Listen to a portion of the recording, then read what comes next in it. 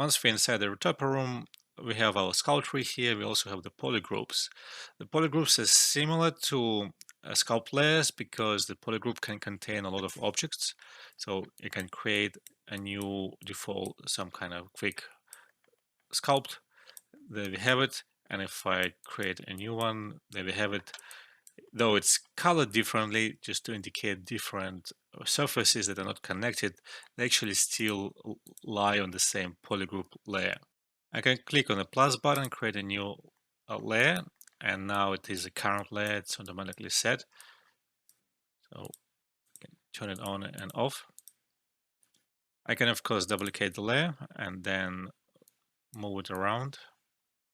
So it's making a copy of the original polygroup and hit apply. Now we have a duplicated copy. If you click on this button, it will allow you to select all the faces of the layer. I'll click on that, and then I'll click on the top layer and say move it across. So now everything's been moved, and we have an empty layer. That's a polygroup tool. And if you created something without symmetry being activated, you can then go here, click on that button. First, though, you have to activate symmetry across.